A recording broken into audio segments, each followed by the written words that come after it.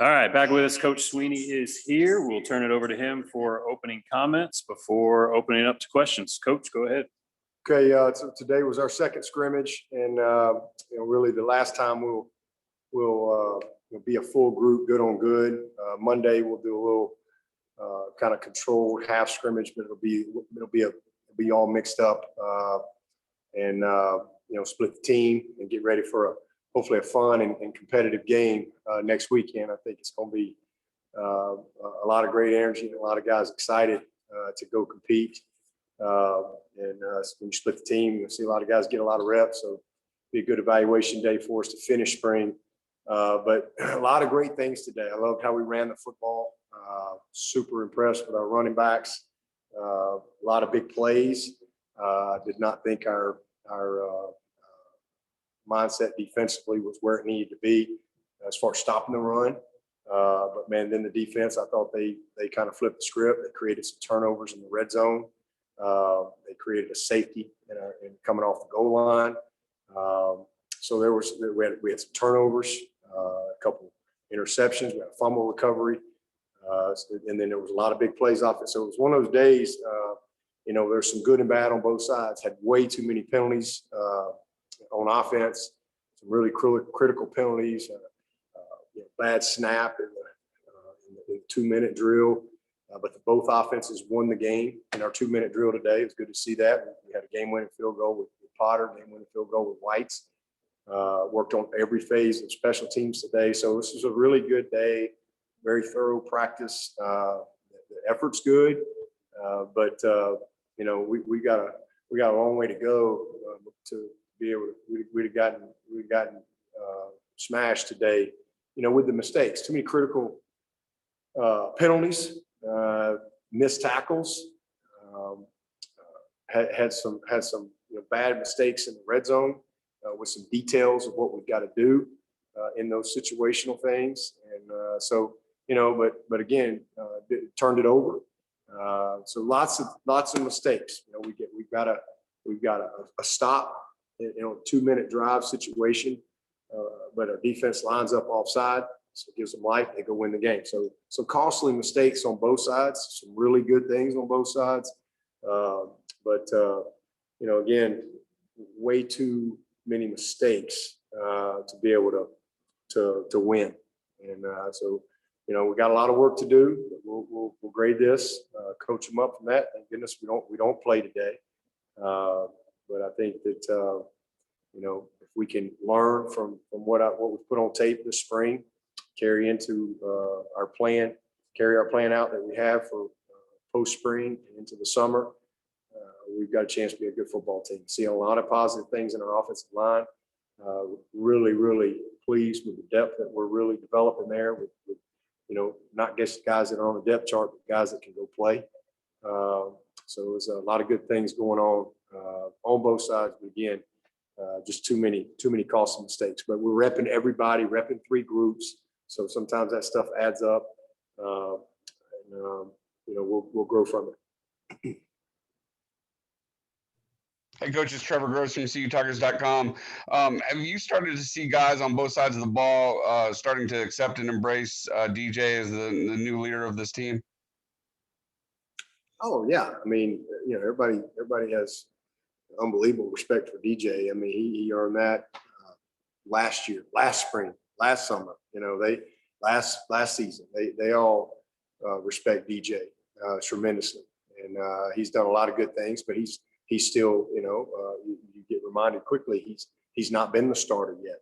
Outside of a couple of games, he's still, we're trying to put him in as many situations and expose him as much as we possibly can, so that he can grow. We need him to grow, and he made some mistakes today, a couple of critical mistakes in the red zone that we can't make, whether it be the right decision in the run game or just protecting the football. Protect the ball. Situational awareness. Don't try to do too much. Play within the system, and So, yeah, but absolutely, he's got tremendous respect from his teammates. Hey, Dabo, you said you loved the running game today. What exactly did the running backs do that made you feel that way?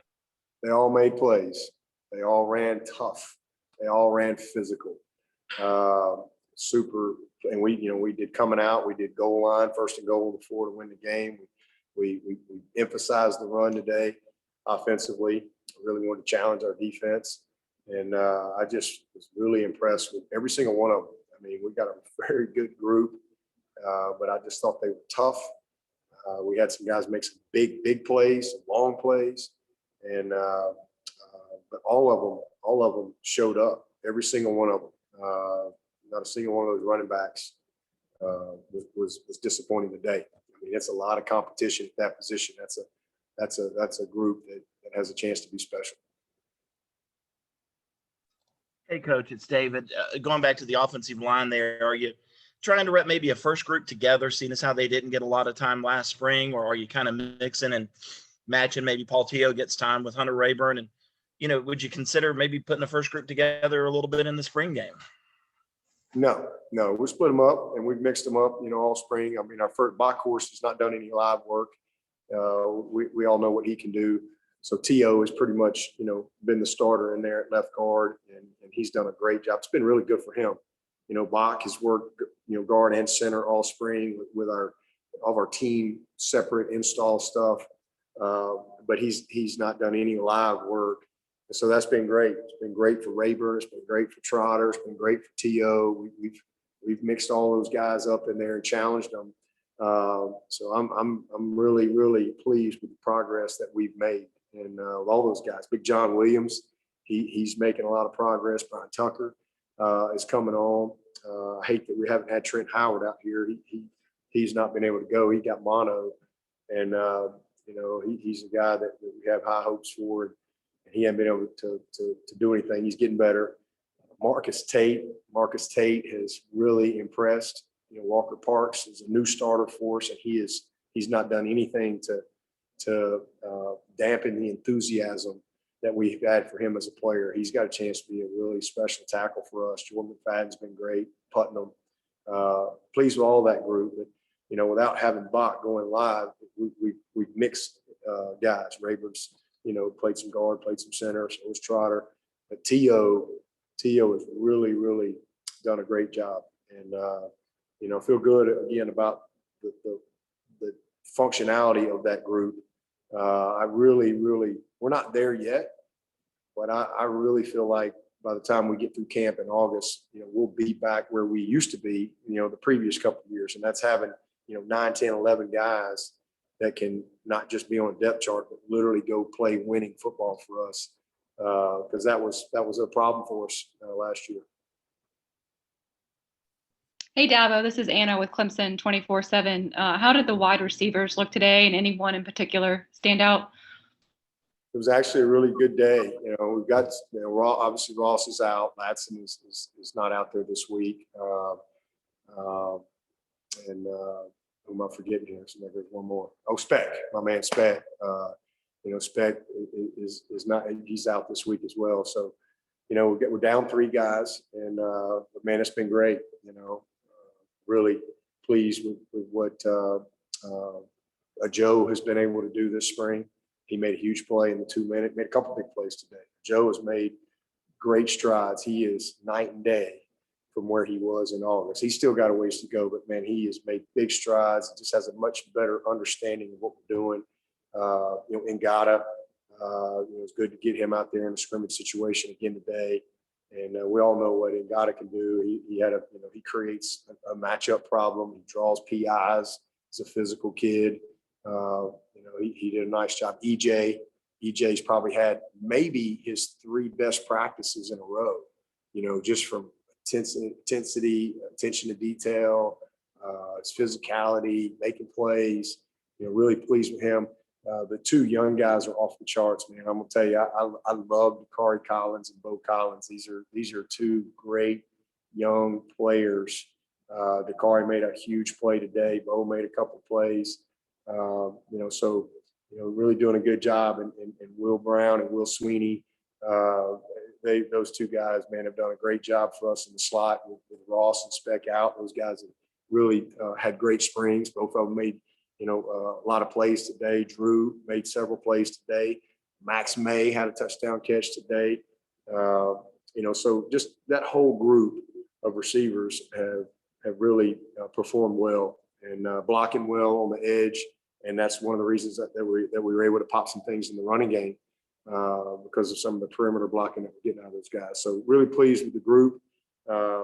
Obviously, we get Ladson and Justin Ross and Speck back in there, and we got Stiletto coming this summer. We've got a chance to be an elite group there.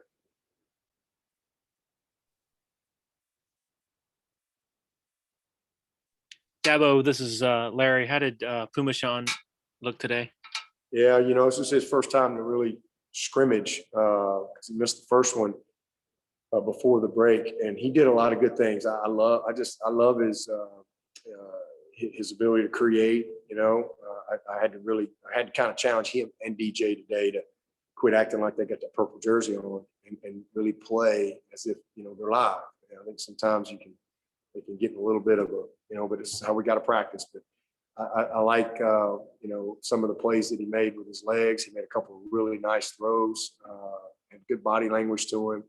And again, this was his first live scrimmage work in the stadium, since the season. So it was a solid day. He might have some plays he'd like to have back, but he's a guy that's got to continue to progress for us. And then Hunter went in there, and I thought he did a solid job as well, and had a couple of nice plays. But all three of them made some mistakes, that we've got to learn from. But they're progressing in the right direction. Dabo, this is Grace from The Athletic. Before y'all went on spring break, I think it was Trenton Simpson was telling us about how the defense still has very much not forgotten the playoff. It comes up in the locker room a lot. What have you just observed from Venables this spring as he looks to make improvements after these last two playoffs? I mean, just going back to work. It's what we do every year. We go back to work. Getting those playoff games, listen, we've been on both sides of that. 2 years ago, we won by 28 points against the team that just won it this year. Those games, it's hard. We took our lumps the last couple of years, but you got to be ready in those moments. But you got to be good enough to get there. So it ain't like it's all bad. So just more of the same. We've been really, really good on defense around here for a long time, and Brent's as good as it gets. But our eyes aren't in the rearview mirror. Our eyes are forward. It's about this team. It's about getting this group ready. For the opener on September 4th. We've got a long way to go. We've got some time to get the work done. But just seen the same commitment from Brent Venables that I've seen ever since he got here. He's always been locked in, focused, fully committed, gives his best every single day that he walks in the building. He gives his best. And, you can count on that. Dabo, this is Matt. With Bo and Dakari, what is it about those freshman receivers in particular that you really like? I like their mentalities. They're tough kids. They're as I've said a couple of times, way ahead of the curve. For a typical freshman, as far as just the foundation that you got to have to be a good receiver at this level. They catch on things quick, but fundamentally, technically, they're further along than a typical freshman. Those guys are well coached, well prepared.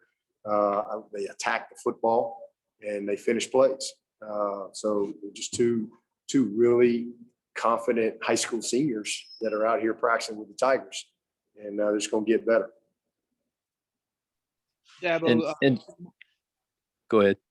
Dabo, looking at the linebacker core, I know you said you were pulling Jamie back a little bit this spring, letting some other guys get some snaps. How are Keith McGuire looking in the freshman Jeremiah Trotter when they get their snaps in there? Those guys have been great, man. We got an outstanding. There's a reason why we only signed one linebacker, in this class, and we're only going to sign one. You better go get a great one, and that's what we did in Trotter. Trotter is a really, really good football player. Very natural. He's got a bright future for us. Super excited about him. And, but one of the reasons we only signed one guy is because we love our roster. We love Kane Patterson and McGuire and Bentley. Jake and Trenton, Sergio. I mean, we love the guys that we have. And, McGuire's going to be a redshirt sophomore. And the game is slowing down. It's not an easy position to play. Bentley has been awesome this spring. He's going to be a redshirt sophomore. So I'm really pleased with what I've seen out of that group. Swint he's a very natural player, and he's cross-trained. He's playing backer, playing DN. He's doing a little bit of both, and he's a guy that'll be on the field somewhere. He's going to help this team. He'll be a redshirt freshman for us, he and Sergio. And then Trenton Simpson is, he's working, Will, he's working Sam, and is a guy that we can do a lot of things with. He's made a lot of progress. He's great for us as a true freshman, and he's on his way to, having another great year for us if he stays healthy, because he's just at another level from a knowledge standpoint. Dabo, this is Matt again. I know you said you want to see Tyson develop. Depending on what happens there, is there any chance you guys could go to the portal and try to bring in a backup QB or someone to compete for the backup job? No. I mean, that's unless somebody left. We you can't go recruit a high school kid in May. So somebody packed up and left on us, we'd have no choice. But we recruited Ty. We believe in Tyson Pumachan. He's a guy that he's going to be a redshirt sophomore, and he's the third guy last year, but he's a critical piece to what we're trying to do, and we're excited about his development. Hopefully, we didn't get a full spring last year, didn't get a proper summer, skills and drills, all those type of things, and that's huge. DJ is an elite talent, and that's not just because he won that backup job last year. That's not a knock against Tyson. Tyson has got a chance to be a great player, and he's got a chance to help this team this year. We're going to need him. We need his skill set, and there's some things that he brings to the table that excites you. So if he'll just continue to come along, I think he's got a chance to be an outstanding player here. So as far as the portal, we got two guys coming in here this summer. We got Bubba Chandler coming in here. We got Will Taylor. So we're excited about that. We got a young man named Billy Wiles coming in. So we've got some other guys and help on the way. It'll be a lot of competition this fall. Coach, this is Todd in Spartanburg. A little bit more on Tyson. How much did it hurt him to be out a little bit? This seems like a crucial time for him. Yeah, I mean, mentally he's engaged and in a good place, but he couldn't practice it at the beginning. But he's not a rookie. I mean, he's been here 2 seasons now. So going into that redshirt sophomore year, this is a big week for him, and big spring and big summer. And again, he's a critical piece to the puzzle for us this fall. Dabo, what was your evaluation of Galloway and Davis Allen over the entirety of last season, and what are some of the specific things you're sort of looking at them to improve? Yeah, well, they complement each other well. I thought Braden, really had a good year last year.